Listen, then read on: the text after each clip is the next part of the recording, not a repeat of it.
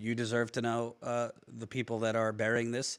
The people of Flint should know the people that are burying this.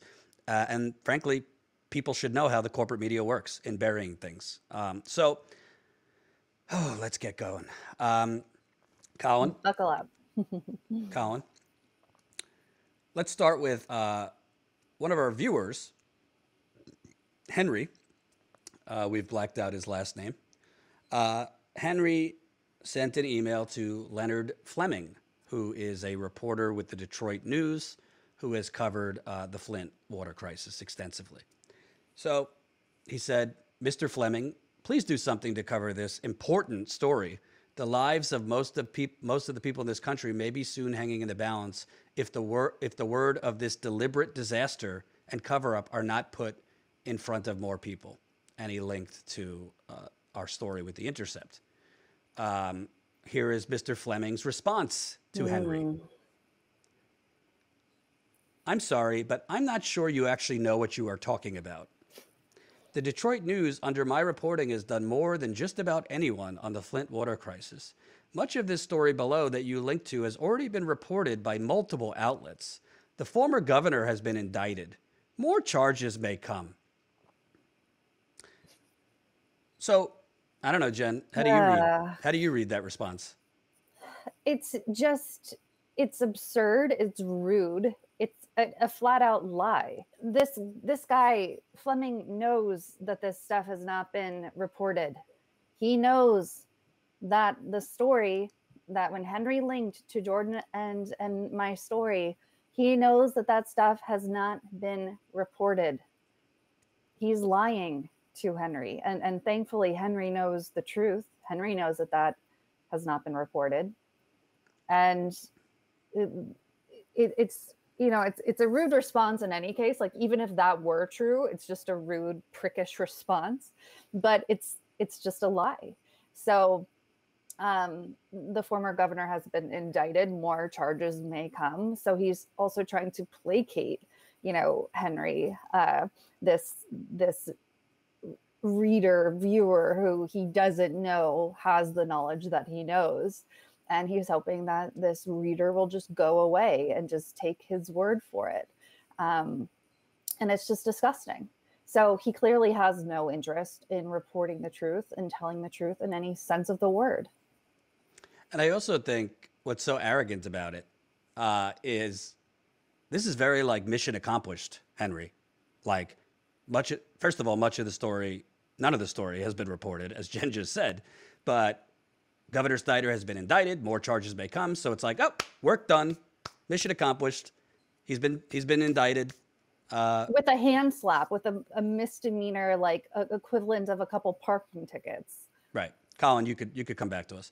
So I thank you, Henry, for sending us that and for sending it to that Mr. Fleming, who, by the way, I mean, I don't know Leonard Fleming. I do know he's covered the Flint water crisis. I haven't read every story he's done, but we're not like calling him the devil. He's covered it, but his outlet has also ignored major bombshell stories that they didn't do. So next up, and by the way, thank you for sending us that response, Henry, and thank you for writing in the first place. So I reached out to Mr. Fleming. I reached out last night, 8:51 p.m. Leonard, this is Jordan Sheridan, who, along with my partner Jen, broke a major Flint water investigation story in The Intercept and Detroit Metro Times that your outlet has yet to cover. Despite the Congressional House Oversight Committee now investigating based on our reporting, and your own Congresswoman Rashida Tlaib speaking out, along with Congressman Ro Khanna and many others. A viewer of ours sent over a response you sent to him asking for you to cover the story.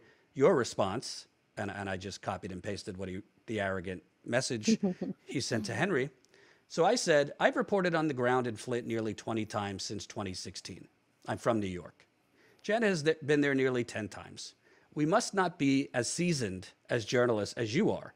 So can you please point me in the direction of both your stories and the stories that have, quote, already been reported by multiple outlets on? And then I just went down the list of the key details that we just broke a week ago including the governor's press secretary's phone being erased shortly before a criminal investigation was launched, top officials with the health department's phones having no messages on them for 2014 all the way through October 2015, the 18-month period Flint used the Flint River. Just, nobody communicated about Flint in 18 months when residents were complaining for 18 months. Environmental officials allegedly having their phones dumped off at the state IT department. I mean, I just went down the list.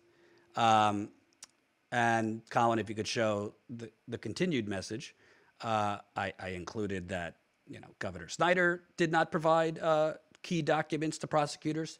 So after I went down the list of, please provide me with your stories and other outlets' stories that have already reported this, I wrote, I assume what you are going to send us isn't a sentence from a court motion by the Solicitor General of Michigan that mentioned a list of names ominously titled phones wiped. So that there was a court motion filed by the Solicitor General in 2019 that mentioned that they found a list titled phones wiped, but that was it. I mean, there was no details of whose phones were they, when were they wiped, nothing. I said, I eagerly await you sending me any story from you or, quote, multiple other outlets that reported or broke any of these specific details. And when you're finished telling people you've done more Flint reporting than anyone else, from what I have been told, you did indeed do some good reporting early on. Can you maybe find the time to do a write-up or on major new details of what appears to be a multi-layered government cover-up in your state that has led to untold number of deaths in Flint? So Mr. Fleming responded to me this morning, if you can get that, Colin. Jordan, I don't know you or heard of you, nor did I ever see you at any of the hearings or in Flint in the years I spent up there reporting on the crisis. Here's my suggestion. Don't tell me what you've been told. Go read. Go read. Take it from someone who has broken major stories from Philadelphia to Chicago to Detroit to Indianapolis to Houston in a very long journalism career. You don't go and write veteran journalists with long emails extolling your virtues and castigating work that you haven't seen, or telling me that I haven't done my job and this is something we must chase, especially in Flint. If you believe your story is great, then let your story stand alone. It's one thing to promote your story, but it's another thing to have a bunch of people pepper reporters with emails. Oh, boy. So, first of all, oh my God. You all have read the emails, and we're going to show you more emails that I have sent. None of my emails have extolled my virtues. None of my emails even talk about myself. They literally link to stories these outlets are ignoring, and call them out for ignoring it. I don't know, is stating that I've been there 17 times, extolling my virtue? No, it's the facts. So secondly, Jordan, go read. Go read. Yeah. So he says, I've never seen you at the hearings or in Flint in the years I spent. Well, first of all, I don't live in Michigan, so no, I was not at the Flint criminal hearings that went on for a year, pretrial hearings. You got me there. But if you've never seen me in Flint, probably likely because you weren't at most of these events, from town halls I covered to town halls I hosted when I was at the Young Turks. Have that one. We should have sent him that one clip of me challenging Nick Lyon's lawyer. Right. So this is where it gets even better, because obviously he's never seen me because it doesn't seem like he's been to most of these things. Here's my suggestion. Don't tell me what you've been told. Go read. Well, Jen. I could not go read. I could not believe that he would say that. I don't know. I've read a couple stories in my time on the Flint water crisis. I got Google alerts. You got Google alerts on the Flint water crisis. I've read Mr. Fleming. I've read the Detroit Free Press. I've read the Flint Journal. So I've read Mr. Fleming. I've read. More importantly, we've knocked on around 400 Flint doors, and you in particular said countless hundreds of hours speaking to Flint residents on the phone, etc. Right. Now let's get to my response, because I love it. Love it. So, Leonard, and this was this morning. As I expected, you haven't actually responded with your stories or the multiple other outlets you cited that supposedly already reported the major story we broke last week that the Congressional House Oversight Committee is now investigating based upon. So before I go on, Jen, that's a very important point. Okay, they ignore the story for a week. That the Congress is now investigating based on our reporting. Yes. Even if Congress is just throwing us symbolism, even if Congress is just putting out a statement and they're not going to investigate, whatever. Congress, the chairwoman of the House Oversight Committee, has spoken out. That is major news that you must cover. It's not like a choice. Oh, let me try to get to it. Like, that is a major headline that federally they are investigating new information based on a new report, and you're ignoring it. Instead, you've sent me your resume, which sounds great. Kudos for your courtroom reporting during extensive pretrials. I don't live in Michigan, but have reported in Flint 17 times without the backing of a major media outlet, and expressed how egregious it is for veteran journalists to receive criticism from readers on their coverage or lack of coverage. This, literally, instead of actually, honestly, it would not have taken him time if these stories exist.